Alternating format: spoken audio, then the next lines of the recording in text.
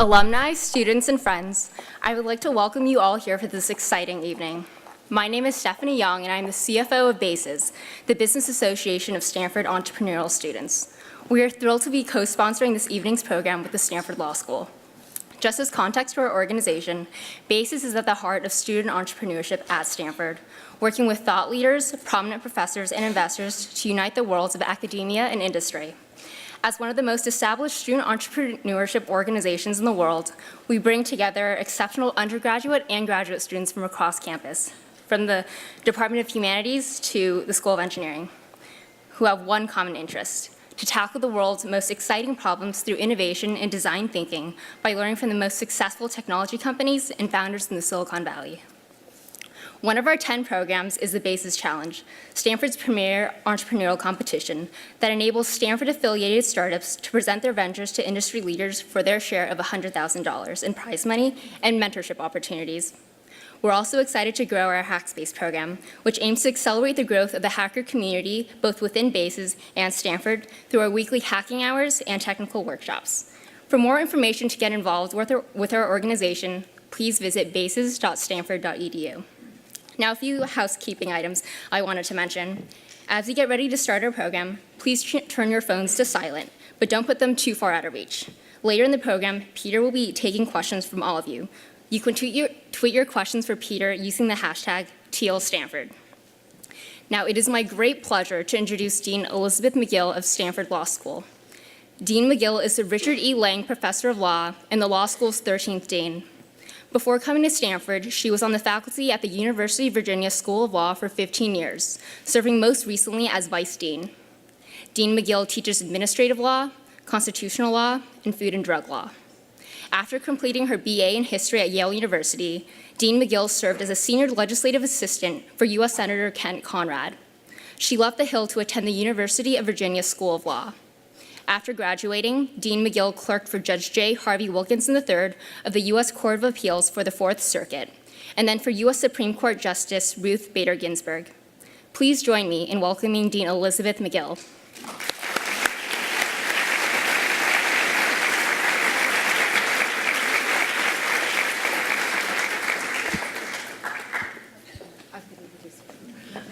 This is Peter Thiel.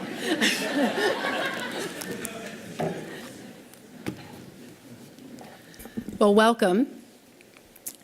In the spring of 2012, Blake Masters, who was then a law student at Stanford, did something fairly unusual for law students, although not so unusual at Stanford.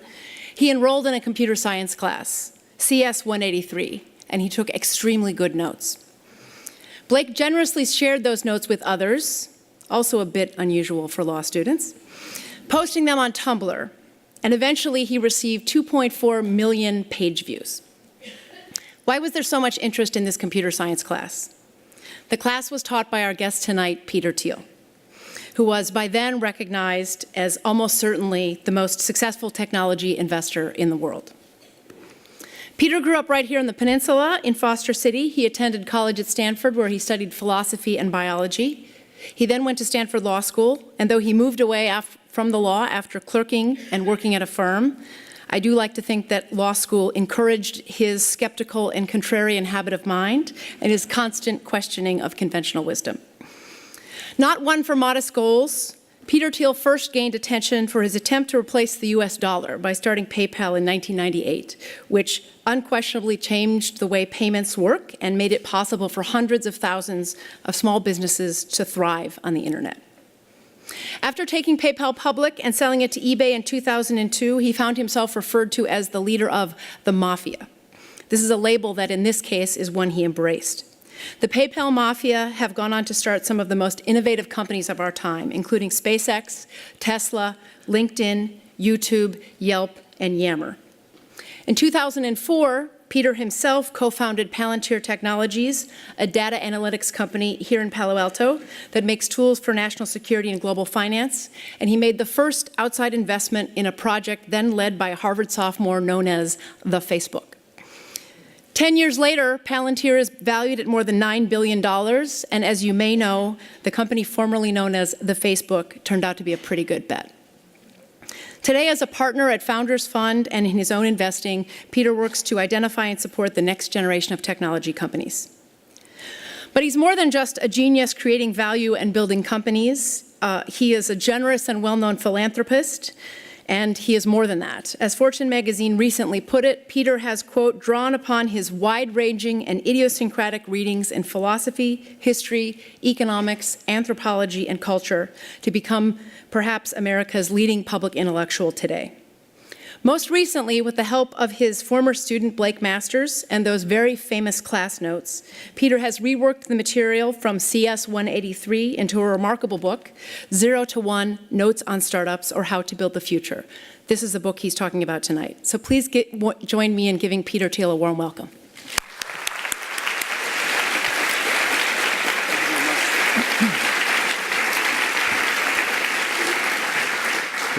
Thank you very much for that introduction. I always feel it's so hagiographic. It can only go downhill from there. And it's always a tremendous privilege to come back to Stanford. This is where I feel my whole career, my whole life after high school really began. And this is also where this book, 0 to 1, started two years ago out of this class. And one of the challenges about teaching entrepreneurship or writing about it is that I think that the way people normally go about doing this is in one of several ways I think don't quite work. So one approach would be that you would just tell people stories about your own experiences. And so I could spend the whole evening talking about what I did at PayPal in 1998, 99, how we combined email with money, and it's sort of all very idiosyncratic, and it's maybe there's some fun war stories, but you can't really generalize from that too much. And then at the other end of the spectrum, you have all these attempts to teach things where it's basically like sort of a formula. It's you follow these 5 steps and you will be able to build a successful company. And I think the problem is that that business there's no formula, there's no science, and so these things end up being sort of very pseudo-scientific. And it's because I think every moment in the history of business happens only once. The next Bill Gates will not build an operating system. The next Larry Page won't build a search engine. The next Mark Zuckerberg will not be building a social network. If you are copying these people, you're in some sense not learning from them. And so the point of departure for my class and for the 0 to 1 book is this idea of the uniqueness of all these great companies, and how what's truly important and valuable is extremely unique. And I try to get at this. Through sort of a series of contrarian kinds of questions. One sort of question is always like, what great business is nobody building? There's a more intellectual version of it, which I always like to ask as an interview question, and it's, tell me something that's true that almost nobody agrees with you on. And this turns out to be a shockingly hard question for people to answer. And it's hard because, for one thing, it's hard because we've just been taught that truth is conventional, that truth is whatever everybody agrees on. And so coming up with something new that people don't already agree on puts us in a very uncomfortable sort of a place. It sounds like it's really hard to do this, and so you have to be really, really brilliant, or so we think. But the other reason it's a very tough question to answer is because you sort of think about the literal dynamic of an interview where I'm asking the question to somebody, and then if you give me an answer and it's like, oh yeah, I already thought that or I agreed with that, that's the wrong answer. And so the right answer is one that in some sense people might not agree with. And so I think it often requires quite a bit of courage to come up with an answer that people haven't thought of, and we're often sort of intimidated from thinking through these things. And so I want to today maybe give, in my brief remarks, I'll just give 3 answers to this question. And in some ways, my 0 to 1 book, it's like a whole series of things that I believe to be true that I think most people don't agree with. And I'm going to give you 3 answers to this question tonight. First answer that I believe, and this sort of follows from the uniqueness of these companies, is I think that The opening sentence of Anna Karenina is that all happy families are alike, all unhappy families are unhappy in their own special way. And I think the opposite is true of business. I think all happy companies are different. They're doing something unique. All unhappy companies are alike because they fail to escape the essential sameness of competition. And when the Wall Street Journal excerpted that chapter in my book, the chapter is entitled "All Happy Companies Are Different." They retitled it as "Competition is for Losers," which is kind of a sort of got people's attention, and it's of course because we normally believe the opposite. We believe that the losers are the people who don't compete intensely enough, and so you're a loser if you're not competitive or not really competing, but not that you're a loser if you're somehow too obsessed with competing, because if you're too focused on competing, maybe you're losing sight of what's really important.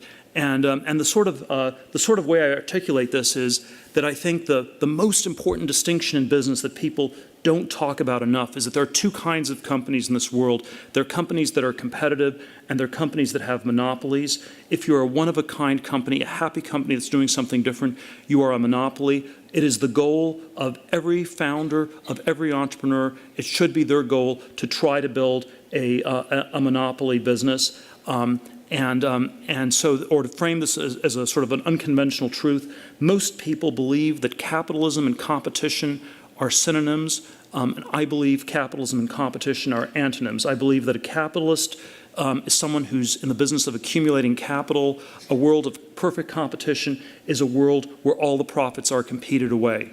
And so the example I sort of use throughout of a bad type of business to go into is opening a restaurant, which is super competitive, and nobody ever makes any money doing it.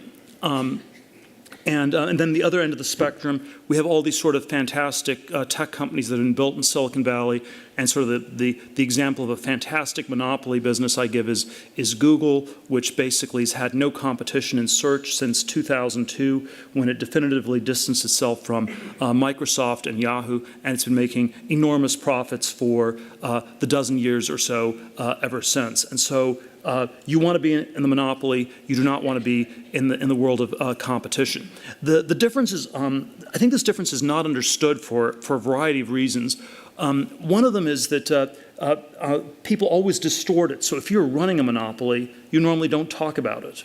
You learn not to talk about it, and you avoid talking about it normally by pretending that you're in a much larger market. So Google would never say that it's a search engine. It would say it's a technology company. It's competing with Apple on cell phones, and it's competing with Facebook on social, and Amazon and Microsoft. And it's going to be competing with the car companies with its self-driving car. And it's in this big, big space called technology, and there's just competition everywhere. And conversely, if you're running a super competitive business and you're trying to raise money for it, you want to tell people some unique, differentiated story. So if you're trying to open a restaurant in Palo Alto and the investors tell you, well, I don't want to invest in that because restaurants are bad and I will just lose all my money, you'll say something like, well, this is a unique restaurant. It's totally different from all the others. It's the only British food restaurant in Palo Alto. And of course, that's sort of a fictional submarket, because it's quite possible that there are no people who eat nothing but British food, and so you're still competing with other restaurants, and maybe even some in Menlo Park, and maybe some in Mountain View, because people might actually drive a few miles or something like that. And so it's, again, this, you tell a story where the market's fictionally too small. And so the people who don't have monopolies pretend to have them. The people who have monopolies pretend not to have them. The apparent difference is quite small. The real difference is really big. So that's sort of intellectually why we don't understand this monopoly question.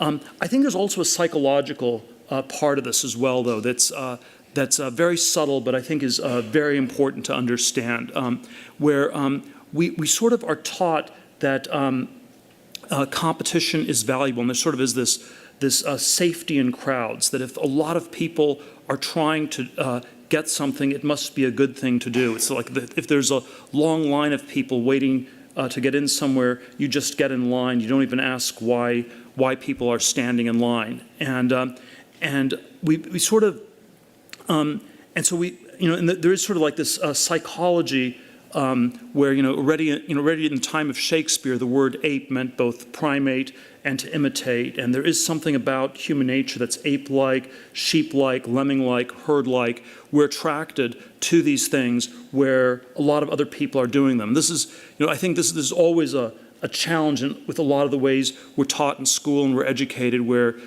you're taught to compete for all the same credentials. If you're on an athletic team in high school or college, you're competing on things there. The competition has the effect of definitely making you better at that at which you're competing. So if you spend years prepping for an SAT test, you will get better at taking the SAT test. Or if you're on a swim team in high school, you'll get better at swimming because you're focused on beating the people around you. But it always sort of comes at this price of possibly losing sight of broader questions of what's really valuable or what's really important. There's a crazy line from Henry Kissinger talking about his sort of fellow faculty members at Harvard, where he said, the battles in academia are so ferocious because the stakes are so small. And this always, it always seems like, well, this is sort of like a formula for insanity. Why would the battles be so ferocious? And if the stakes are small, there's no real need to fight. And so it's just sort of like describing some sort of mass insanity. But on another level, it's also, I think, describing the inner logic of a situation where if the stakes are small, if the differences are small, you have to fight much harder to differentiate yourself, and the competition gets more and more intense. And so we end up with these dynamics where everyone tries to go through the same tiny door when maybe there's a huge gate just around the corner that nobody wants to explore. And I think that's sort of the dynamic we're always up against.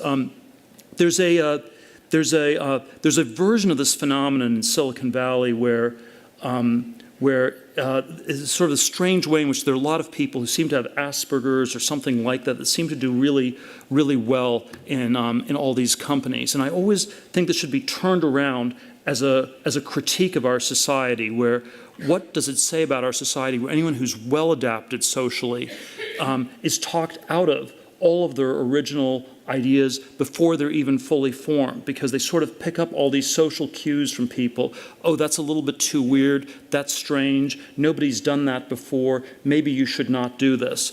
And so that the people who are not able to understand what people around them are doing are somehow able to explore some of these original ideas much further. There's this very strange set of studies that's been done around Harvard Business School, where they, and you can think of sort of business schools as consisting of the anti-Asperger profile of people. So it's people who are extremely extroverted, sort of hypersocial, often don't have any really strong convictions, but I won't make this too sweeping a generalization. And you sort of have a hothouse environment where you put all these people in one place for 2 years, and you sort of say, well, what do they do at the end? And and it turns out sort of at Harvard, they've done these studies over 30 years now.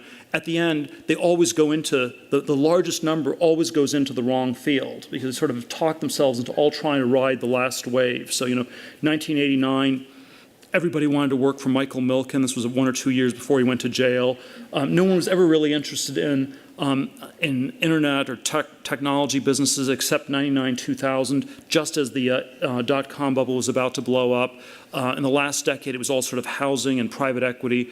And so there is this, this really deep dynamic where, even though rationally we should avoid competition and we should aim for monopoly, psychologically we seem to always find it much more comfortable to go with the large crowds of people. But there is no wisdom in crowds. This is an anti-Malcolm Gladwell thing. There's no wisdom of crowds. There's only really ferocious competition. So think about this really hard. Second big picture contrarian thought. When I ask this question, tell me something that's true, or how many great businesses are not being built, one answer people intuitively have on this, which they don't quite articulate, but I think a lot of people have, is this sense that there aren't really very many answers to this question. We've actually discovered most things, or if there are things we haven't discovered, they're super hard to figure out. And I sort of suggest this trichotomy of three categories of conventions, things that everybody already knows to be true, mysteries that are almost impossibly hard to figure out, and things that are in between, which I call secrets, things that are hard to figure out, nobody knows yet, but if you work at it, you can figure out. And it's my claim that a secret or sort of some idiosyncratic body of knowledge is often at the core of all these great businesses. It's something you're very passionate about learning about. In the case of PayPal, we were very interested in this question of cyber cryptography and currency on the internet. And so we had this fantasy about building the new world currency. This was our T-shirt. And it really sort of was this area we explored in tremendous depth. And then it did actually stimulate a lot of our thinking about how to build this payment system that ultimately worked. So we failed to build the new world currency. We did build a reasonably successful payment system, but it's sort of this idea that there's something you can figure out that other people don't know yet. And there are sort of certain common sense ways in which this used to be the case that's not the case anymore. If you were growing up in the 17th or 18th century, you could look at a map and there'd be some empty spaces on the map, and you could say, well, who knows what's there? I could become an explorer and find out. It's a hard thing to find out. It's probably kind of dangerous to go there, but it's a secret you can actually figure out. Or in the 19th century, you could sort of do basic chemistry, and you could discover new elements in the periodic table of elements. And there's a way in which, obviously, geography or basic chemistry are not places where there are any secrets left. And so, the entire map of the world's been explored. The basic chemistry is done. These are sort of closed fields. There's nothing new that you can learn in them. But I think it's a mistake to extrapolate from that to all fields. I think there actually are many fields where there are some really interesting things left to be done. We obviously have all the fields around information technology where people have explored a lot in recent decades: computers, internet, mobile internet, that whole stream. And I've also think that we could be looking at many other areas of science and technology where I think the progress hasn't been quite as fast, but it could have been faster. And I think this is energy, transportation, biomedical, all the sort of futuristic things people thought about in the 50s and 60s that haven't been realized. And I think there is sort of this self-fulfilling aspect of this. If you think there are no secrets left to be found, then you will not be the person to find them. And if you think there are some to be found, you may very well be that person. And there is something about the way in which globalization has led to a world of 7 billion people where we always think, well, there's somebody else who's already thought of this problem, or it's an impossibly hard problem. And so there's sort of the sense that the world is this very flat place where you're not going to be the one to discover it. And I think that's sort of an intuition that one always should try to resist. So second, somewhat contrarian idea is that I think there are still many secrets left, and therefore there are many great things to be discovered, many great businesses to be built. Third, somewhat unconventional truth that I want to sort of frame is, and this one's sort of a little bit bigger picture. I think that in the 21st century there will be two modes of progress. One I sort of describe as globalization, copying things that work, going from one to n, horizontal or extensive growth. And I always draw that on an x-axis. And the other one is technology, vertical progress, discovering new things, going from 0 to 1. And I draw that sort of on a y-axis. And I always put globalization on the x-axis and technology on a y-axis in order to underscore how these things are not synonyms, even though they get used almost synonymously and interchangeably all the time. China today is sort of the paradigm of globalization. It has a very straightforward plan for the next 20 years. It just must copy things that work from the US and Western Europe and Japan. It can skip a few steps and it can avoid copying some of our bad ideas. But it's just sort of straightforwardly all about globalization. And I think, but I think when you sort of look over the last 200 years, There have been periods of globalization, periods of technology, and they've sort of been somewhat different in character. The 19th century was a period of enormous globalization and technological progress. They sort of went in tandem. It sort of came to an end in 1914 with the First World War. Globalization sort of started to go in reverse. There was less trade, less connections between different parts of the world. Technology kept going very, very fast. And then I would argue after 1971, when Kissinger went to China, globalization started again in earnest. But we've, in the last 40 or so years, I would argue, lived in a period of somewhat slow technological progress where it's been a lot in computers, not so much elsewhere. And so whereas the 19th century had both globalization and technology, the last 100 years have been characterized by first a period of enormous technological progress, but less globalization, 1914 to 1971, and then secondly, a more recent period with lots of globalization, but somewhat less technology. And these two different periods were characterized by very different ways that we talk about the world. So in the 1950s or 1960s, you would have described the world as consisting of the first world and the third world. The first world was that part of the world where progress was happening. The third world was that part that was just sort of permanently screwed up. Whereas today we would talk about the developing and the developed world. And the developing countries are those that are copying the developed world. And so this dichotomy of developing and developed is sort of a pro-globalization convergence theory of history where everybody will become more alike as globalization proceeds apace.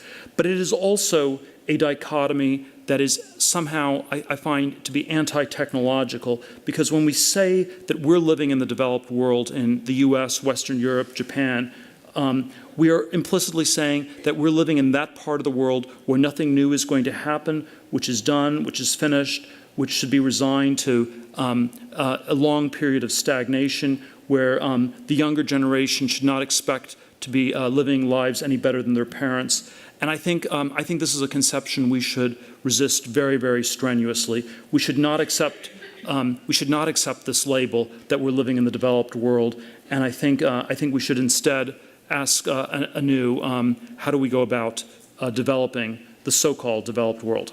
Thank you very much.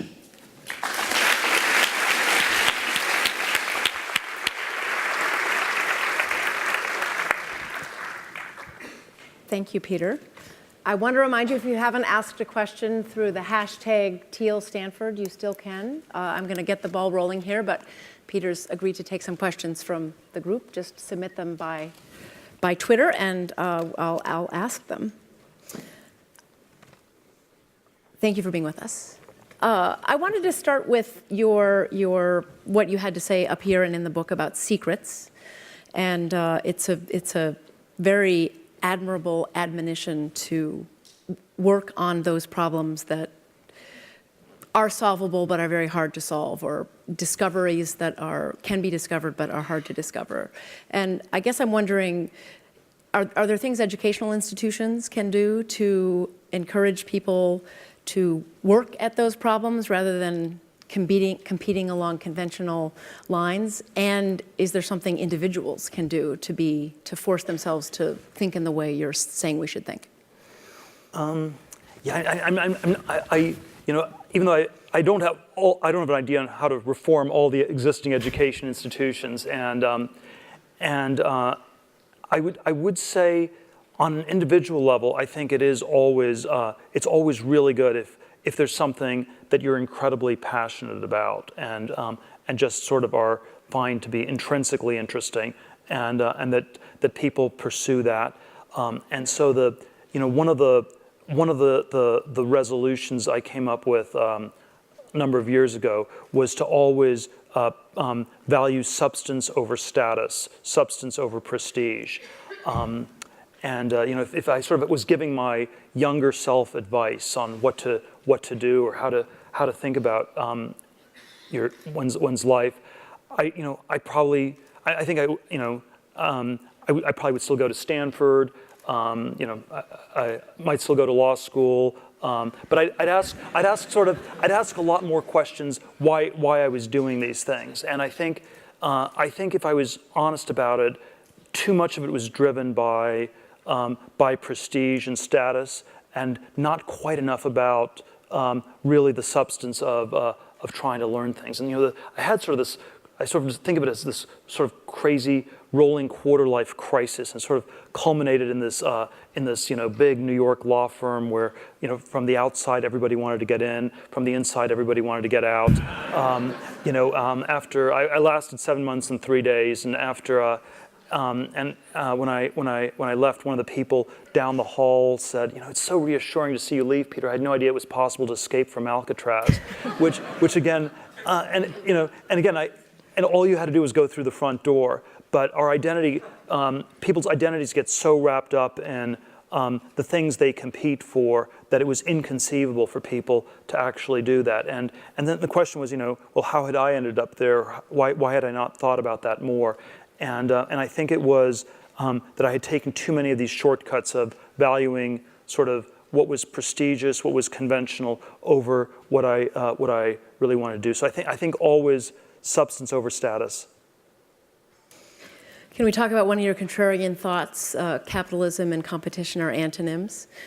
Why do you think people resist that? You convinced me. Why do other people resist that, do you think? Why is that conventionally wrong? Well, it's always, whenever I present this as an idea, it still always seems to be news to people to some extent, or and there sort of there are all these things that get obscured in very different ways. So there's sort of one of the strange dynamics vis-a-vis at Google, for example. I don't want to really pick. I'm picking on Google because I think it's in some way such a great company. But there sort of are all these ways we could learn from it. But you have sort of all these super talented people at Google, and they've had it's been a remarkably small number of them have succeeded in starting new companies. So there have not been that many great companies that have come out of Google, even though you have like 20 or 30,000 super talented people there. And what the people inside Google are told is everything's going great because we have such talented people. It's people are talented, we're never rewarded enough. And so when people come out of that and start a business, they conclude, okay, it's just about getting some really smart people. It has nothing to do with the business strategy or the plan, because that sort of got obscured. And so there are so you talk about talent when you don't want to talk about monopoly, or something like that. And so I think there are all these contexts where people just don't talk about it. I'm sure a lot of people in the room would love to hear you talk about things you're thinking about investing in or you have. No proprietary information, obviously, but what's interesting right now in the startup world? Would you have if you had a crystal ball, could you tell us what you think is going to be the big developments of the coming, 5 to 10 years? So let's see. So I always, whenever people ask about what are the themes that are going to happen, I'm always skeptical of themes because, again, once you have a theme, you have quite a number of different companies in that theme. And so if, you had a theme of online pet food companies, you don't want to be the fourth online pet food company, and you don't want to be the 10th thin film solar panel company in the last decade, and you don't want to be the 20th pizza restaurant in Palo Alto or something like that.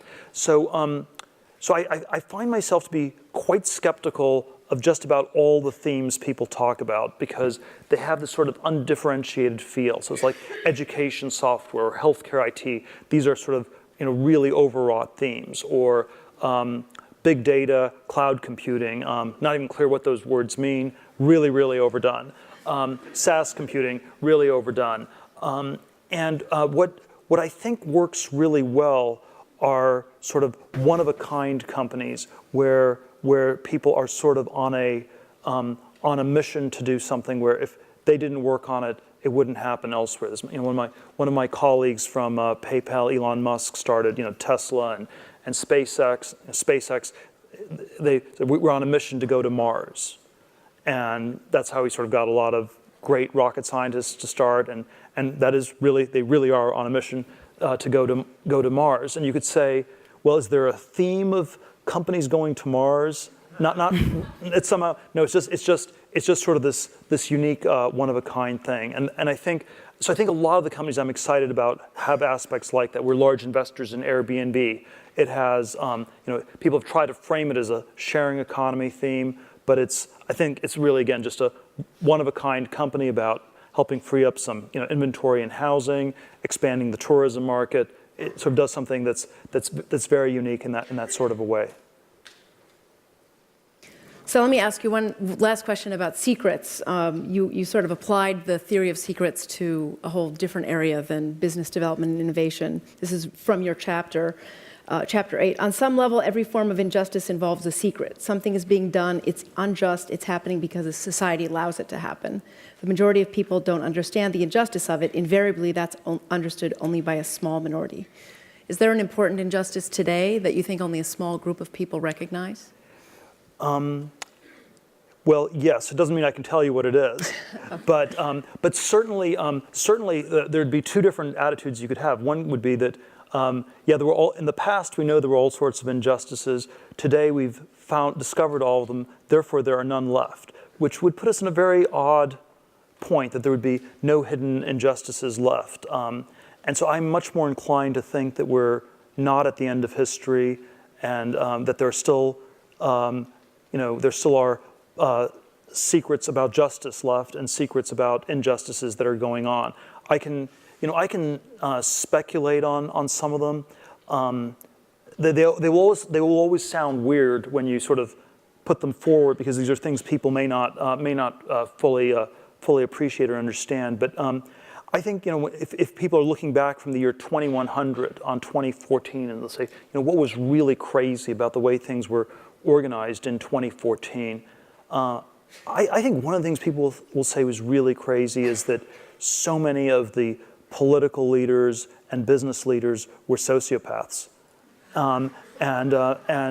it's hard to know sort of quite how borderline, not totally non-functioning, right, but sort of these borderline sociopaths, and that will be quite extraordinary. The stuff that's sort of like right on the cusp, this is like more medical, but people in the 1960s knew that smoking was bad, even though it wasn't quite there. You sort of suspect football is sort of like where smoking was in the early 1960s. We sort of sense that it's a really bad idea, that it does a lot of brain damage, but it hasn't yet quite gotten articulated. So I think there are sort of a lot of things like this that will be really different in decades ahead. So one last question on that. How do you fight against conventional thinking? Well, I'm never sure that there's like a shortcut formula. I certainly think being aware of how prone we all are to it is very important. When I ask this question, tell me something that's true, as an interview question, the answers are normally just really bad. But sort of one kind of answer that's always a little bit better than average is if you at least acknowledge that it's a bad answer and you don't know better. So if you say, well, I think there need to be more education software companies, that's a bad answer, because everyone understands education should be fixed and things should be changed. But if you say, well, I think there should be more education software companies, and I know this is not a very original answer, at that point, you're already way ahead, because you're at least aware of how unoriginal you are, and I think, and so I think that's, and so I think it's always, the flip answer. Another flip answer I always give this question is, people always think that originality is easy. It's incredibly hard. It's incredibly rare, and we should never lose sight of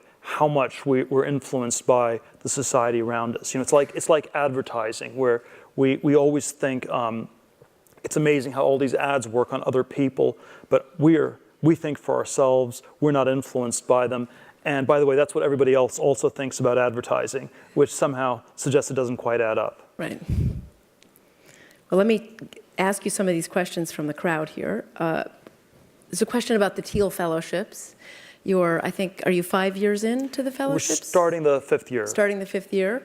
At the end of this year, yes. Do you have an assessment of whether they're successful so far? Is it too early to tell? What kind of metrics are you thinking about as you evaluate what you're doing? I think it's, yeah, so it was this sort of somewhat unconventional program to give 20 people, 20 students a 2-year stipend to stop out of school, work on a business or some nonprofit or some other project that they would be interested in. It's sort of, we've had basically 83 people go through the program at this point. I think it's been a very powerful experience for almost all the people in it. They've learned a lot. Some have gone back to college. So the first year we had 24, 5 ended up going back to school, sort of 2 years ago when that ended. But then, a number of others have started some pretty successful companies. We've raised about $60 million in venture capital in aggregate. So it's been quite successful. We're sort of getting more applicants each year. We've sort of built out some peripheral programs, summit series for younger entrepreneurs to get involved. But it really has captured a lot around the zeitgeist.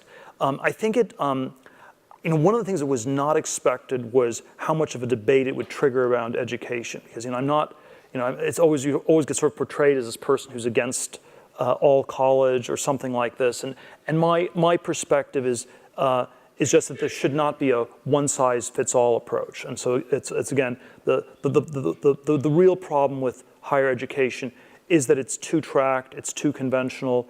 If we say that you go to Yale or you go to jail, that's not the way we really want our society to be structured. We want there to be many different kinds of options people can pursue. And I think so I think the program generated a tremendous amount of debate and discussion because people do sense that there's something odd about how hyper-tracked things are.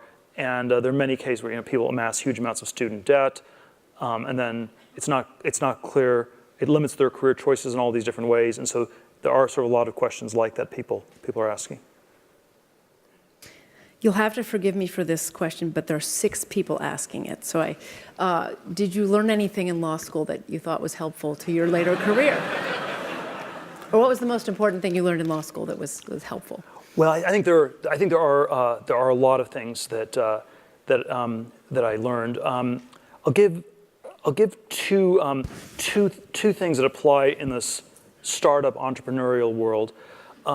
One part that I'm always very focused on is sort of the structure of these companies and how well are people aligned. And so you can making sure that people are aligned properly, not just that they say they are. I think this is sort of a very legal kind of a framework to think about what are people's incentives. Are they going to be aligned or not? And I think you want to both have formal alignment where you set the structure right, and you want to have informal alignment where the people would naturally try to work together well in one way or another. And I think that somehow tends to get obscured in all these other ways. There's always a prehistory question I like to ask founders of companies, which is how did you meet? What's the prehistory of the company before you got started? And I find that to be a really instructive set of questions to ask. A bad answer is something like, we met a week ago at a social networking function, at a business networking function. We decided to start a company because we both wanted to be entrepreneurs. That's like saying, I married the first person I met at the slot machines in Las Vegas. And you might hit the jackpot, but it's probably a really bad idea. And a much better answer is, we've been talking about this for a long time. Maybe one of us is more on the tech side, the other one's more on the business side. We have these sort of complementary skills. And so I think this question of alignment and structure is incredibly important. I would say non-lawyers in business, and again, most people in business are not lawyers, but I think they sort of tend to make one of two mistakes. They either think of the law as irrelevant, or they think of the law as all important, and those are both sort of pretty and so if you think of the law as irrelevant, you end up just breaking lots of laws and you get into trouble pretty quickly. And if you think it's all important, you probably end up, you can very easily sort of get at a point where you just get handicapped by the law and you stop from, it stops you from doing anything. And so I think that having sort of an intermediate perspective on it as critical but not all important is actually a really valuable perspective to have. A lot of questions have been provoked by your discussion of monopoly, and a lot of questions here are about, does this, your view about monopoly, does it suggest anything about innovation policy? One way to put the question is Google now AT&T? Should it be broken up? Can the monopoly be too big? And do you have views about when it is too big? Yeah, so there's always a political or question. So from the inside, monopoly is always a good idea. From the outside, it's much more debatable. And I would say the basic distinction I give is that I think monopolies deserve the bad reputation they have in a static world where nothing changes, because that's where the monopoly is just a rent collector or a tax collector of one sort or another, artificially restricts supply, and that's sort of a bad monopoly. A good monopoly is one that actually has invented something new. So when Apple came up with the iPhone, it was the first smartphone that worked, and so it for many years had a monopoly on smartphones. I would argue it still actually has it with the brand and with a lot of the network effects that's built up around it. And that's in a dynamic context, that's a monopoly that actually creates, doesn't create scarcity, but creates like a whole new thing. So it's, people are lining up to get iPhones because they didn't even exist before. And so I think that's a good one. And so then there's always a question, so I'd say the question is, how static is technology at this point? I would say I think the government has gotten it wrong historically. So we went after IBM in the 70s just as things were going from hardware to software anyway. I think, and people can debate this history, but I think we went after Microsoft in the late 90s when it was all going to shift to the internet anyway, and there's no reason to think Microsoft would have dominated the internet in the same way they dominated the desktop. So I think very often the intervention's been somewhat too late, and I'm also would be skeptical of the EU intervention on Google at this point, which I think people are underestimating in Silicon Valley, and there's a sense that that's building up. So we have a couple questions about secrets and disclosure. Your idea of what a secret is and how we should be pursuing it, and what is the relationship between that and when it can be disclosed. When can companies disclose their secrets? Should they do that? What's the wise thing to do? Well, I suppose sort of just to one framework is if you have a secret, it's on the one hand, if you tell nobody about it, it doesn't do anybody any good at that point, or there's not much you can do with it. And if you tell everybody about it, maybe that ends up diluting it in all these ways. And so I actually often, in some ways, I define a company as a group of people who have a secret, or a great company. You have, and that's actually what defines, and it's just so you tell just the right number of people, and that's the people in the company or working on a particular project. I'm somewhat skeptical about how well, we certainly have patent laws and sort of all these sort of laws that give you legal monopolies in secrets you discover.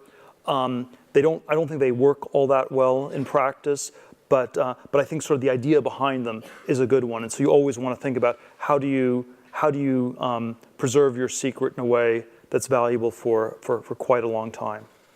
I have a question here you can decline, but a request that you expand your recent comments about Twitter that you made on CNBC. Well, there always are all these sensitive microphones all over the place in our hyper media saturated and Twitter saturated society. But I had made some comments to the effect that I thought it was a rather mismanaged company. I said something like, that maybe there was a lot of marijuana smoking going on. The CEO, and Dick Costolo, in very good humor, did tweet back that he didn't have time to respond since he was busy eating a large bag of Doritos. But the context in which I put it was that I think Twitter's actually a fantastic business. They have a fantastic core idea. And one of the things that is true of these monopoly-like businesses is you don't have to be operationally that airtight. And so the 140 character idea was a really good one. It took off like crazy. Nobody else could catch you once you had it. You could tell people about it, but then so many people adopted it that you ended up as the leading company. And so when you have a great monopoly business like Twitter, you often don't have to be run all that operationally well, and so that's sort of the context. Whereas if you're opening a restaurant, you have to be operationally super tight on everything.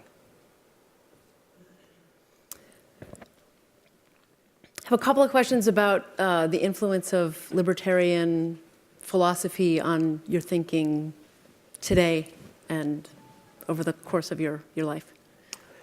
Well, I describe myself as libertarian in that I'm socially liberal, fiscally more conservative.